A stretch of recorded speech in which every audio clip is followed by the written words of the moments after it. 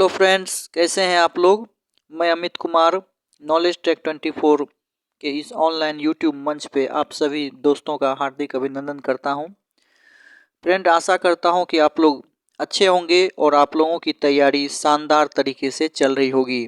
आपके स्क्रीन पे जो यह प्रश्न पत्र दिख रहा है, यह प्रश्न पत्र एम्स भोपाल द्वारा नॉन फैकल्टी जेनरिक पोस्ट के लिए 27 नवंबर 2023 को एग्जामिनेशन कंडक्ट करवाया गया था। उसी एग्जामिनेशन का यह प्रश्न पत्र है। आज से ठीक एक दिन पूर्व अर्थात 29 नवंबर को यूँ फिर आप यह कहिए कि एग्जामिनेशन कंडक्ट होने के सिर्फ 2 दिन के बाद इसका ऑफिशियली आंसर की अपलोड कर दिया गया है। और इस ऑफिशियली आंसर की के माध्यम से आप में से जो भी कैंडिडेट एम्स भोपाल हेतु नॉन फैकल्टी जेनरिक पोस्ट के लिए अपना आवेदन किए थे, वे सभी आंसर की तो मिला ही सकते हैं। साथ ही साथ वैसे फ्रेंड जो कि अभी AIIMS CRE common recruitment examination के तहत जो ऑनलाइन एप्लीकेशन लिया जा रहा है, उसके माध्यम से UDC, LDC, store keeper cum clerk, AAO अर्थात assistant administrative officer, educative assistant, store assistant, store attendant, office attendant, hospital attendant, इसके बाद सिक्योरिटी कम फायर जमादार, सोशल वर्कर, अर्थात जितने भी एडवर्टाइजमेंट हैं, उस एडवर्टाइजमेंट को जो भी फ्रेंड्स एप्लीकेशन अपना डाले हैं, तो उन सभी के लिए यह वीडियो काफ़ी महत्वपूर्ण रहने वाला है। क्योंकि इस वीडियो के माध्यम से आप कुल जो है 100 क्वेश्चन में से हम लोग 25 क्वेश्चन को इस वीडियो के सीरीज में देखेंगे। क्योंकि 100 क्वेश्चन इस एग्जामिनेशन के अंतर्गत जो है पूछे गए थे, लेकिन 100 क्वेश्चन को व्याख्या करने से वीडियो काफ़ी लॉन्ग हो जाएगा, तो हम लोग इसके पार्ट बाय पार्ट वाइज को देखेंगे। तो सबसे पहले आप ये जान लीजिए कि इसमें 100 क्वेश्चन पूछा गया था, नेगेटिव मार्किंग भी हुई थी। हालांकि अभी का जो आवेदन लिया जा रहा है उसमें नेगेटिव मार्किंग नहीं होगी, उसमें 80 प्रश्न होंगे, 90 मिनट के समय दिए जाएंगे, ये सभी बातें आप जानते हैं। लेकिन इस सेक्शन में हम लोग ये देखेंगे कि आखिर 25 क्वेश्चन जो है वो किस प्रकार के पूछे गए थे। इससे पूर्व आप जान लीजिए कि 100 क्वेश्चन जो पूछा गया था उसमें कौन कौन से सेक्शन से प्रश्न पूछे गए थे। तो 25 क्वेश्चन आपके जनरल नॉलेज एंड अवेयरनेस से थे, 10 क्वेश्चन आपके इंग्लिश कम्प्रीहेंशन से थे, इसके बाद 20 क्वेश्चन आपके क्वांटिटी एप्टीट्यूड से थे, इसके बाद 25 क्वेश्चन आपका जनरल इंटेलिजेंस एंड रीजनिंग से था, 10 क्वेश्चन आपका fundamental of computer application example MS office, internet इत्यादि से रिलेटेड था, और 10 क्वेश्चन आपके knowledge of CCS rules 1964, CCS leave rule 1972 से संबंधित था। और इस बार का भी जो सेक्शन है उसमें 40 प्रश्न जो है आपको डोमेन स्पेसिफिक सब्जेक्ट से रहेगा, जिसमें कि यदि आप UDC, LDC, इसके बाद AAO एजुकेटिव असिस्टेंट या फिर जूनियर एडमिनिस्ट्रेटिव ऑफिसर इत्यादि जो भी पद हैं, उसके लिए अगर आपने आवेदन किया है या फिर आवेदन करने को सोच रहे हैं, तो उसमें से 40 प्रश्न आपको knowledge of CCS rules 1964, CCS leave rule 1972 इत्यादि से संबंधित रहेंगे। तो हम लोग वीडियो लंबा नहीं हो, इसीलिए हम लोग इसको क्या करते हैं कि पार्ट बाय पार्ट स्टडी करते हैं। इससे आपको इस बात का पूरी तरह से अंदाज़ा लग जाएगा कि आखिर एम्स के द्वारा जो भी एग्जामिनेशन कंडक्ट करवाया जा रहा है उसमें पूछे जाने वाले प्रश्न का लेवल क्या है। साथ ही साथ आपको इस बात की भी जानकारी मिलेगी कि क्वेश्चन जो general awareness and general knowledge से पूछे जा रहे हैं वे किस तरह के पूछे जा रहे हैं। तो चलिए आइए हम लोग देखते हैं। इससे पूर्व कुछ फ्रेंड्स बोले थे कि सर इसका एडवर्टाइजमेंट भी दिखा दीजिएगा, तो मैं आपको स्क्रीन पे ले जाता हूं और एडवर्टाइजमेंट भी आपको दिखा देता हूं जो कि इस एग्जामिनेशन के लिए पूछा गया था। ये देखिए, advertisement of recruitment of various faculty post on direct recruitment basis at AIIMS Bhopal. जैसा कि मैंने बताया आपको कि ये जो है एडवर्टाइजमेंट एम्स भोपाल के द्वारा आया था। अब इसमें कौन कौन से पोस्ट के लिए जो है कॉमन एग्जामिनेशन पूछा गया था, लिया गया था। अभी जो आप एग्जामिनेशन देने वाले हैं उस एग्जामिनेशन में भी कॉमन क्वेश्चन आएंगे। जैसा कि आप सभी जानते हैं कि 40 क्वेश्चन जो है वो जिस भी पोस्ट के लिए है वो एक तरह से कॉमन ही है, और 40 क्वेश्चन जो है वो आपका सब्जेक्ट से रिलेटेड होगा। तो इस प्रश्न ये जो एडवर्टाइजमेंट आया था इसमें देखिए, ये पोस्ट देख लीजिए, सोशल वर्कर, ऑफिस या store attendant, lower divisional clerk, stenographer, driver ordinary grade, junior warden, dissection hall attendant, upper divisional clerk या फिर यूडीसी कहिए, data entry operator grade A कहिए, junior scale steno, security cum fire जमादार और store keeper cum clerk. Total इसमें 233 सीटें थी। इन सभी जो 12 प्रकार की सीटें थी उन सभी 12 प्रकार की सीटों के लिए एक कॉमन एग्जामिनेशन एम्स भोपाल के द्वारा कंडक्ट करवाया गया था, और उसी कॉमन एग्जामिनेशन के द्वारा हम लोग जो है 100 प्रश्न को देखने वाले हैं। और इसमें क्या क्या पूछा गया था वो भी आपको मैं दिखा देता हूं। ये 17वां नंबर पृष्ठ को चलिए आइए हम लोग अवलोकन करते हैं। देखिए, हमने हालांकि आपको बता दिया है लेकिन फिर भी कुछ फ्रेंड बोले थे कि सर इसको डिटेल में बताइएगा। तो देखिए, ये जो एडवर्टाइजमेंट था इसमें कुल 12 पद के लिए कॉमन जो है एग्जामिनेशन लिया गया था। तो ये देखिए, इसका इंडिकेटिंग सिलेबस है सीबीटी का। जनरल नॉलेज से जैसा कि मैंने बताया 25 क्वेश्चन पूछे गए थे 25 मार्क्स के। इसके बाद इंग्लिश कम्प्रीहेंशन से 10th लेवल का था 10 मार्क्स से। इस सेक्शन को भी हम लोग देखने वाले हैं क्योंकि 10 मार्क्स के जो है इंग्लिश या हिंदी आप जो एग्जामिनेशन देने वाले हैं उसमें भी पूछा जाएगा। क्वांटिटी एप्टीट्यूड जो है 10th लेवल का 20 मार्क्स का पूछा गया था। ये मैथ है, मैथ से रिलेटेड क्वेश्चन इसमें 20 मार्क्स के पूछे गए थे। इस बार भी 10 क्वेश्चन आपके मैथ से पूछे जाएंगे। General intelligence and reasoning 25 question पूछे गए थे, लेकिन इस बार जो है उसमें 10 क्वेश्चन पूछे जाएंगे। तो हम लोग सारे सब कुछ को देखेंगे। इसके बाद देखिए, fundamental of computer application for example MS office, internet ETC, इससे 10 मार्क्स के पूछे गए थे। लेकिन इस बार जो एम्स का ये कॉमन रिक्रूटमेंट एग्जामिनेशन हो रहा है उसमें 10 मार्क्स के जनरल अवेयरनेस और कंप्यूटर दोनों से रिलेटेड प्रश्न पूछे जाएंगे।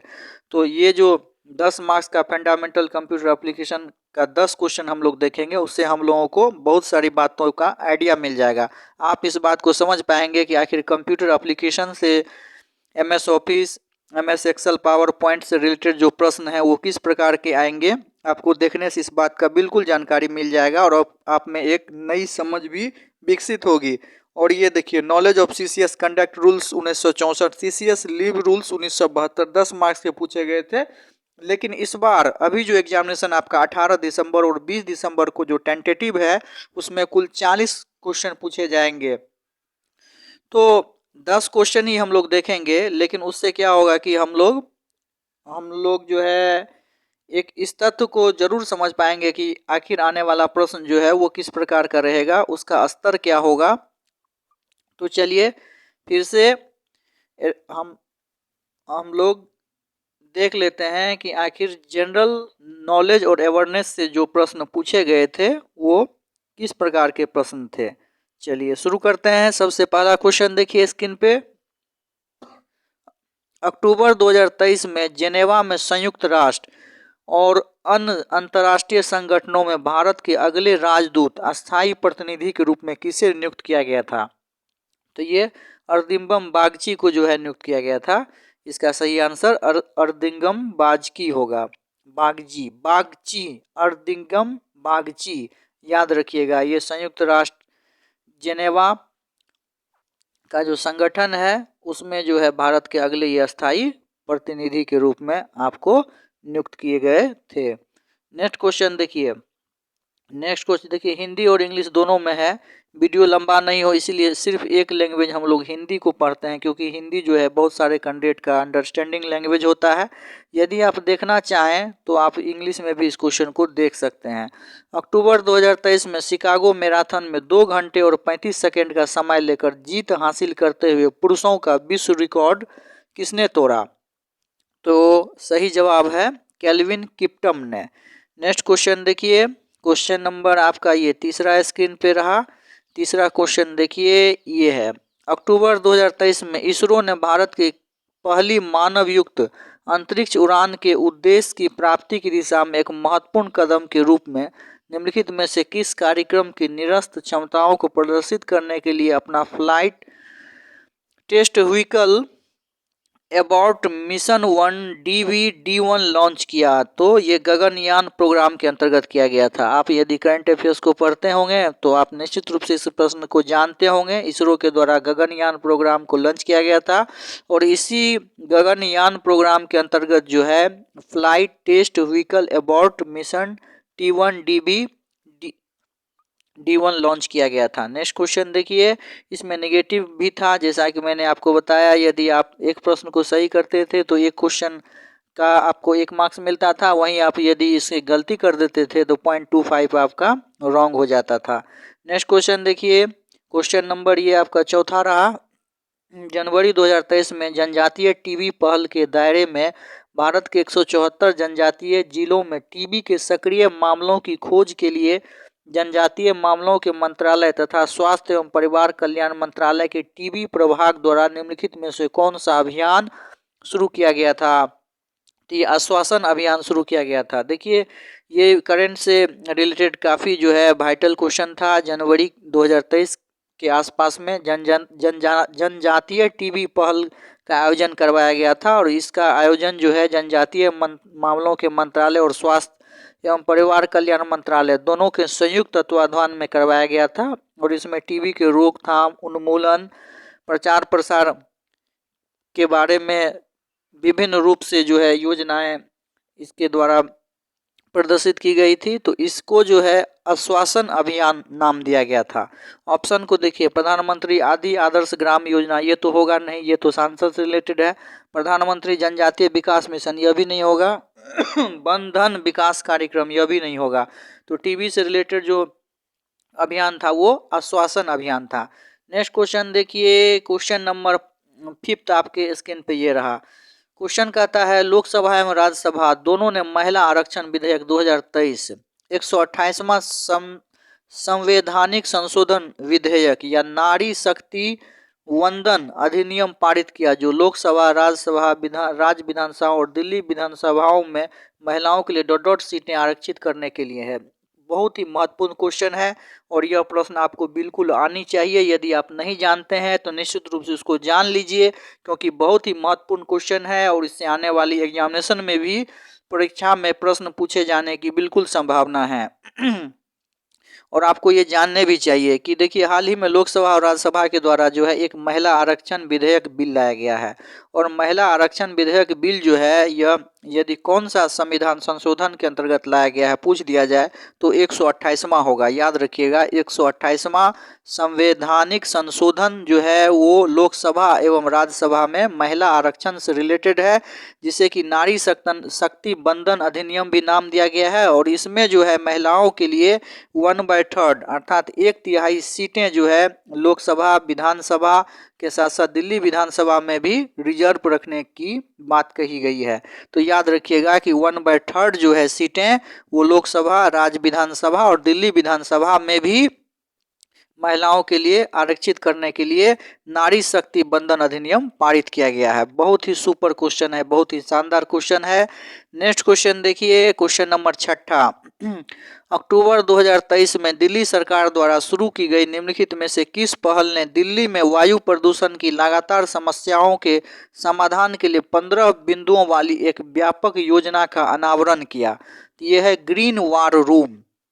यह भी चर्चा का विषय बना था। अरविंद केजरीवाल के द्वारा जो है इसका वकालत अच्छा से किया गया था। ग्रीन वार रूम जो है उसके अंतर्गत दिल्ली सरकार के द्वारा जो है दिल्ली में वायु प्रदूषण की लगातार समस्या के समाधान के लिए पहल की गई थी और इसमें 15 जो है पॉइंट दर्शाए गए थे और उस सभी 15 पॉइंट के अंतर्गत जो है इसमें एक व्यापक योजना का रूप जो है लिया गया था। तो याद रखिएगा, इसे ग्रीन वार रूम जो है नाम दिया गया था। इस योजना को ग्रीन वार रूम कहा गया था। ऑप्शन नंबर देखिए तीसरा में आपका है, ग्रीन टिक भी है लगा हुआ। ग्रीन टिक वाले जो भी हैं वो ऑफिशियली रूप से सही बताए गए हैं। नेक्स्ट क्वेश्चन देखिए, क्वेश्चन नंबर 7।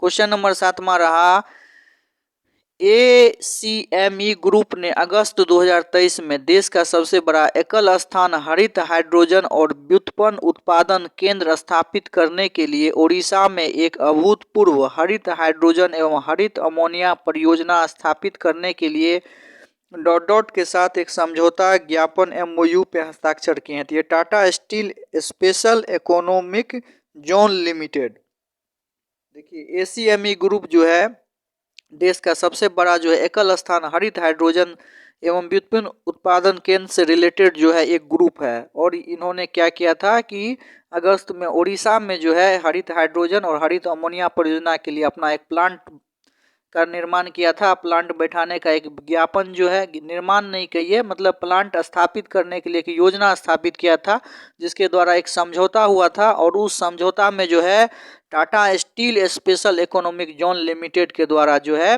साइन किया गया था। चलिए नेक्स्ट क्वेश्चन देखिए। क्वेश्चन नंबर आपका जो है 8वां रहा दांदेली वन जो अपने विविध वन जीवन एवं पारिस्थितिकी तंत्र के लिए जाना जाता है, कहाँ स्थित है? बहुत ही सुपर क्वेश्चन है। दांदेली वन कहाँ स्थित है? तो ये कर्नाटक में स्थित है, याद रखिएगा। दांदेली वन जो है कर्नाटक में स्थित है और यह जो है अपने वन्य जीवन एवं पारिस्थितिकी तंत्र के लिए एक प्रचुर संसाधन से संपन्न वन है। नेक्स्ट क्वेश्चन हमारा ये रहा, क्वेश्चन नंबर 9, कहता अगस्त 2023 में भारत और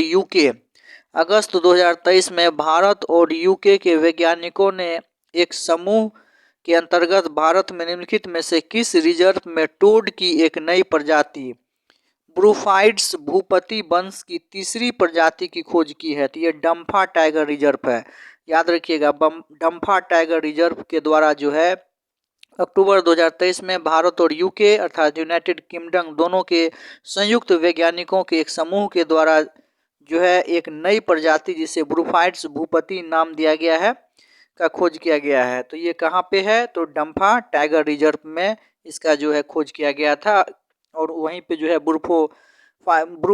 ब्रूफाइड्स भूपति जो है वंश जो है इसे नाम दिया गया था। नेक्स्ट क्वेश्चन देखिए। क्वेश्चन नंबर 10वां आपका रहा, जुलाई 2023 में the zoological survey of India ZSI ने भारत के 75 स्थानिक पक्षी शीर्षक से एक रिपोर्ट प्रकाशित की, जिससे कि यह पता चलता है कि भारत में पाए जाने वाली पक्षी प्रजातियों में से लगभग स्थानिक हैं, जिसका अर्थ है कि वे दुनिया में किसी अन्य हिस्से में नहीं पाए जाते हैं। तो 5% इसका एग्जैक्ट आंसर होगा, याद रखिएगा।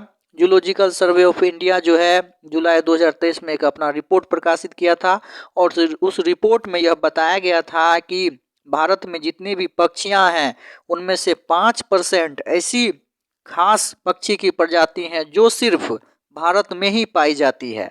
ये रिपोर्ट आया था। यदि आप पढ़े होंगे डिटेल से, करेंट अफेयर्स से यदि आपका जुड़ाव है, करेंट अफेयर्स को आप लगाव से पढ़ते हैं, तो निश्चित रूप से आप इस प्रश्न को जानते होंगे। चलिए नेक्स्ट क्वेश्चन देखिए। नेक्स्ट क्वेश्चन आपके स्क्रीन पे ये रहा, कहता है जुलाई 2011 की जनगणना के अनुसार किसी व्यक्ति को साक्षर मानने की न्यूनतम आयु क्या थी, बशर्ते कि वह किसी भी भाषा को समझने के साथ पढ़ और लिख सकता हो? तो 7 वर्ष। देखिए 2011 की जो जनगणना हुआ था उसमें साक्षर मानने का जो है न्यूनतम आयु एक निर्धारित किया गया था कि 7 वर्ष के वे व्यक्ति जो थोड़ा बहुत भी किसी भी भाषा को समझ सकते हैं या फिर पढ़ सकते हैं या फिर कुछ भी लिख पा रहे हैं तो वे साक्षर हैं। तो 7 वर्ष जो है माना गया था 2011 की जनगणना के अनुसार। जनगणना सेंसस एक महत्वपूर्ण टॉपिक होता है यदि आप किसी भी एग्जाम की तैयारी करते हैं, चाहे वो एम्स का हो या फिर रेलवे हो, HSC हो या आपका स्टेट PCS हो, UPSC हो या फिर कोई भी स्टेट का आपका PSC हो, तो उन सभी के लिए कोई भी एग्ज़ाम हो आप सेंसस को जरूर अच्छे से पढ़ लीजिए, क्योंकि सेंसस से विभिन्न एग्जामिनेशन में 1 या 2 प्रश्न जो है जरूर पूछे जाते हैं। तो मैं आपको सलाह दूंगा कि यदि आप सेंसस नहीं पढ़े हैं तो सेंसस जरूर पढ़ लें। चलिए 12वां नंबर क्वेश्चन देखिए, भारत के संविधान का निम्नलिखित में से कौन सा अनुच्छेद किसी राज्य के राज्यपाल की नियुक्ति से संबंधित है? बहुत ही इजी क्वेश्चन है और ये प्रश्न तो बिल्कुल गलत नहीं होनी चाहिए। अनुच्छेद 155, यदि आपने भारत के संविधान का अनुच्छेद पढ़ा होगा तो आप जानते होंगे कि अनुच्छेद 155 के अंतर्गत जो है किसी भी राज्यपाल की राज्य में नियुक्ति होती है। कोई भी राज्य में जो नए राज्यपाल नियुक्त होते हैं वे अनुच्छेद 155 के अंतर्गत, इसे याद रखने का ट्रिक याद रखिए। इसमें 11 रुपया, मान लीजिए कि राज्यपाल जी नियुक्त हुए तो जैसे हम लोग पंडित जी को दक्षिणा, आप लोग जानते होंगे पंडित जी जो होते हैं पूजा कराने आते हैं, उसको दक्षिणा के स्वरूप में 11 रुपया देने का पहले प्रावधान था। लेकिन हालांकि आजकल के तो पंडित जी बहुत हाईटेक हो गए हैं, 11 को तो छोड़ दीजिए, अब वो तो डायरेक्ट 111 भी नहीं ले रहे हैं। उनका डिमांड जो है 11,000 रुपये आ गया है।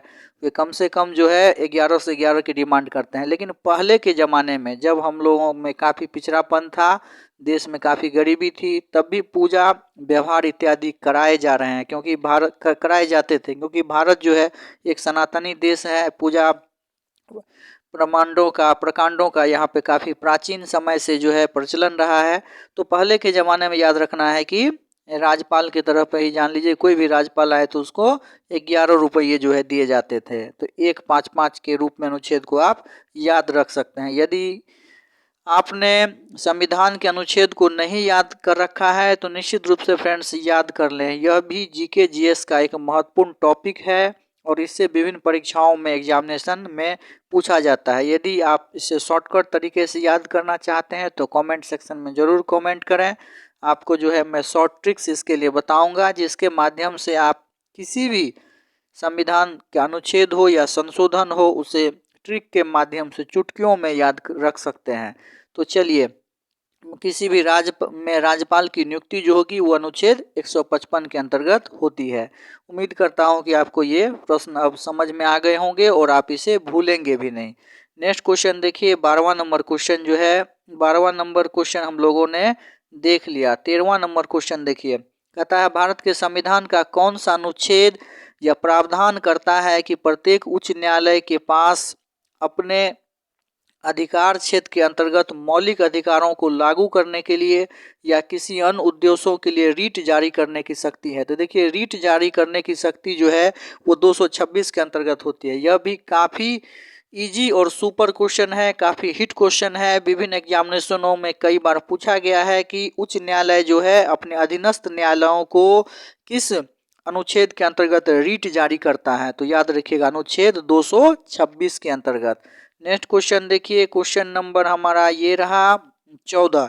भारत के संविधान के किस अनुच्छेद के अंतर्गत यह प्रावधान है कि भारत का उपराष्ट्रपति राज्यसभा का पदेन अध्यक्ष होगा। तो अनुच्छेद 89 याद रखिएगा, अनुच्छेद 89 के अंतर्गत यह प्रावधान है कि भारत का उपराष्ट्रपति राज्यसभा का पदेन अध्यक्ष होगा।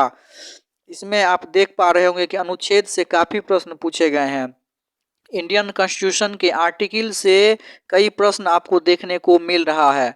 तो फ्रेंड्स, आप इंडियन जो भी आर्टिकल है कॉन्स्टिट्यूशन का उसको निश्चित रूप से याद कर लें। ट्रिक्स के माध्यम से याद कीजिए, भूल नहीं पाइएगा।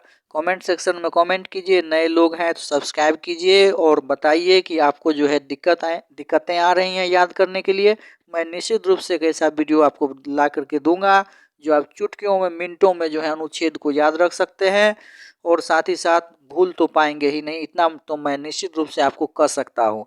चलिए नेक्स्ट क्वेश्चन देखिए, नेक्स्ट क्वेश्चन हमारा ये रहा, हाँ, क्वेश्चन नंबर 15वां। केंद्रीय सूचना आयोग CIC के संदर्भ में निम्नलिखित में से कौन सा गलत है। यह एक संवैधानिक निकाय है। सूचना का अधिकार अधिनियम 2005 में 2019 के किए गए संशोधन के अनुसार मुख्य सूचना आयुक्त पुनर्नियुक्ति के पात्र नहीं है। पूछताछ करने समय, भेजने समय, दस्तावेज मांगने आदि के संबंध में आयोग के पास सिविल न्यायालय की शक्तियां हैं। आयोग में एक मुख्य सूचना आयुक्त एवं अधिकतम 10 सूचना आयुक्त होते हैं। देखिए कह रहा है कौन सा गलत है।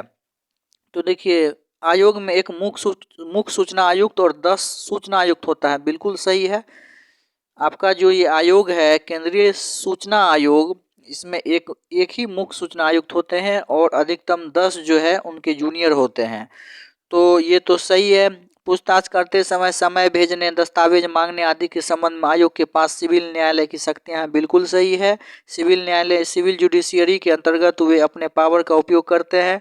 दूसरा नंबर ऑप्शन देखिए, सूचना का अधिकार अधिनियम 2005 बिल्कुल सही है। 2019 में किए गए संशोधन के अनुसार मुख्य सूचना आयुक्त पुनर्नियुक्ति के लिए पात्र हैं। बिल्कुल सही। यह एक संवैधानिक निकाय है। बिल्कुल गलत। देखिए, केंद्रीय सूचना आयोग जो है एक गैर संवैधानिक निकाय है। तो सही जवाब इसका ऑप्शन नंबर पहला होगा। नेक्स्ट क्वेश्चन देखिए, निम्नलिखित में से किस प्रकार का एंजाइम स्टार्च को माल्टोज में तोड़ देता है? तो देखिए, एमाइलेज होगा। इन्वर्टेज तो होगा नहीं, डायस्टेज होगा नहीं, प्रोटेज नहीं होगा। एमाइलेज जो है वो क्या करता है कि स्टार्च को माल्टेज में तोड़ देता है, स्टार्च को कन्वर्ट कर देता है माल्टेज में। कौन सा एंजाइम? तो एमाइलेज इसे हम लोग कहते हैं। बायोलॉजी का क्वेश्चन था, लूसेंट में डायरेक्ट लिखा हुआ है, आप पढ़े होंगे।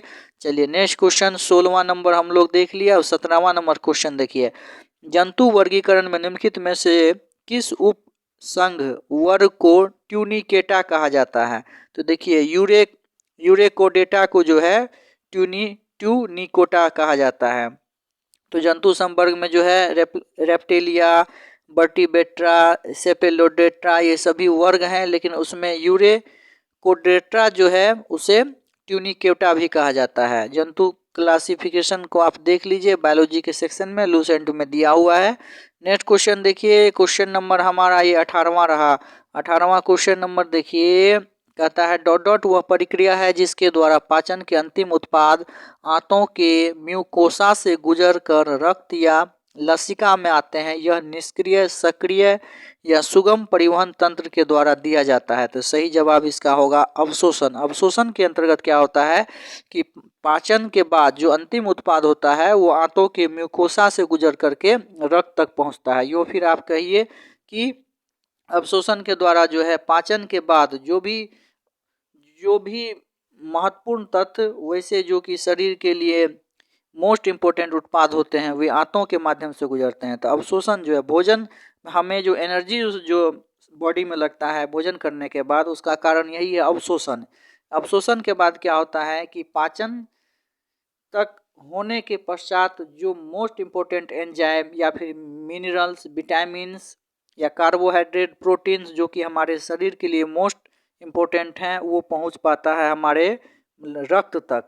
तो इसका सही जवाब जो होगा वो अवशोषण होगा। चलिए नेक्स्ट क्वेश्चन देखिए। नेक्स्ट क्वेश्चन आपका ये रहा, निम्नलिखित में से किस प्रकार का ईटिंग डिसऑर्डर नहीं है? कहता है अति बुभुक्षा। अति बुभुक्षा मतलब जिसको कि आप कहते हैं काफी भूख लगना। क्षुधा अभाव, क्षुधा अभाव का मतलब हुआ क्या कि एकदम खाने का जो है मन नहीं कर रहा। निगर घात, निगरन घात यानी क्या हो गया कि थोड़ा बहुत इच्छा है और नहीं भी इच्छा है, यानी असमंजस की स्थिति। और बाइपोलर, द्विध्रुवीय, तो बाइपोलर जो है यह नहीं है। काफ़ी मतलब लॉजिक पर आधारित प्रश्न है, आप इसे सोच करके इसका जवाब दे सकते थे। ईटिंग डिसऑर्डर मतलब खाने का जो है डिसऑर्डर जो है नहीं है। अति बुभुक्षा मतलब काफ़ी जो है भूख लगने का, ये तो खाने का ऑर्डर है ही। क्षुधा अभाव मतलब क्षुधा मतलब भूख नहीं है, समझ लीजिए एकदम खाने का बिल्कुल मन नहीं है, तो यह भी जो है खाने का ऑर्डर है ही, खाने का मतलब प्रक्रिया है ही। निगरन घात बिल्कुल ना के बराबर खाने की इच्छा, यह भी है। और द्विध्रुवीय बाइपोलर, बाइपोलर कभी सुने हैं क्या खाने के टर्म में? नहीं ना, तो फिर सही जवाब क्या होगा? ऑप्शन नंबर चौथा बाइपोलर ही होगा। चलिए नेक्स्ट क्वेश्चन देखिए, 20वां नंबर क्वेश्चन है और काफ़ी आसान क्वेश्चन, खास करके यदि एम्स के प्रति यदि आप इच्छुक हैं तो आपको तो ये प्रश्न बिल्कुल आने ही चाहिए। यदि नहीं आते हैं तो बिल्कुल याद कर लीजिए देखने के साथ ही। एम्स नई दिल्ली की स्थापना पूछा गया है, एकदम कंठस्थ होना चाहिए। जो एम्स नई दिल्ली की स्थापना 1956 ईस्वी में हुई है। हमेशा एम्स की वेबसाइट कभी भी आप खोल के देखिएगा, विकिपीडिया में एम्स दिल्ली का तो लिखा हुआ रहेगा आपको कि 1956 ईस्वी में एम्स दिल्ली एस्टेब्लिश्ड हुआ है। तो एम्स दिल्ली की स्थापना कब? तो 1956 ईस्वी। वैसे भी जनरल नॉलेज के दृष्टिकोण से आपको ये प्रश्न आनी ही चाहिए। चलिए नेक्स्ट क्वेश्चन देखिए। नेक्स्ट क्वेश्चन हमारा 21वां नंबर ये रहा, कहता है 2011 की जनगणना के अनुसार, मैंने पहले भी आपको बताया था कि यदि आप एक कंपटीशन कोई भी एग्ज़ाम की तैयारी करते हैं, आप एक कम्पिटिटिव हैं, आप प्रतियोगिता परीक्षा के प्रति सचेत हैं तो सेंसस बिल्कुल ही पढ़ लीजिए।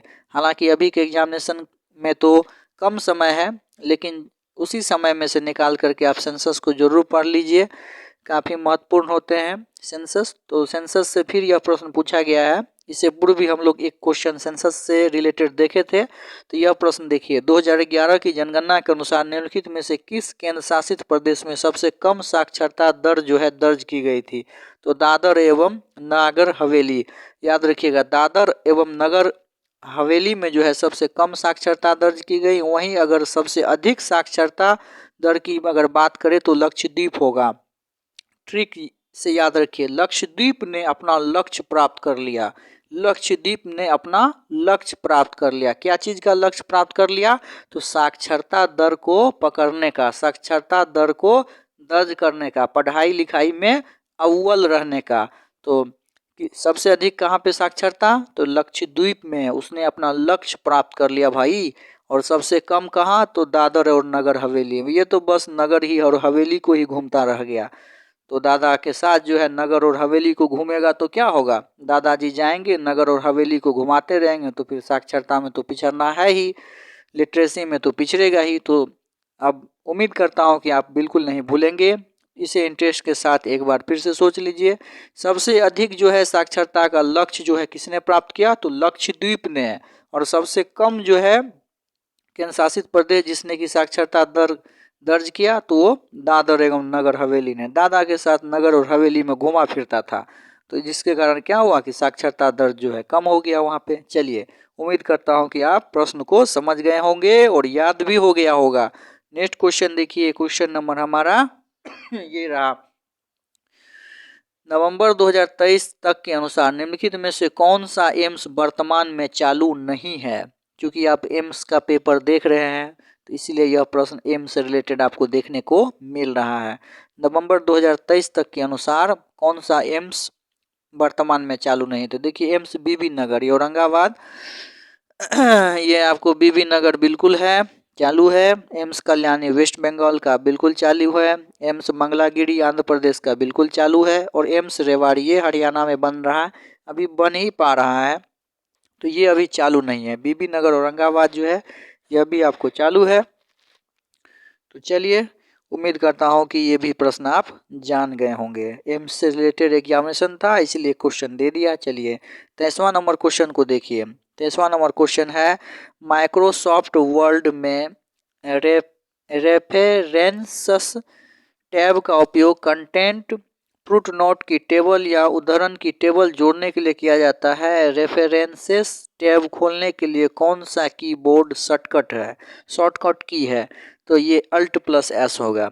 माइक्रोसॉफ्ट में Alt+S के द्वारा जो है शॉर्टकट के माध्यम से फुटनोट की टेबल या उद्धरण की टेबल को जोड़ने के लिए इसका यूज किया जाता है। नेक्स्ट क्वेश्चन देखिए, हम लोग क्वेश्चन नंबर 24 देखते हैं। निम्नलिखित में से कौन सा एलिमेंट माइक्रोसॉफ्ट वर्ड में वह टूल या बटन प्रदान करता है जिसको आपने अपने टेक्स्ट का स्वरूप बदलने की सुविधा मिलती है? उदाहरण के लिए बोल्ड, इटैलिक, अंडरलाइन इत्यादि। तो ये फॉर्मेटिंग टूल बार है।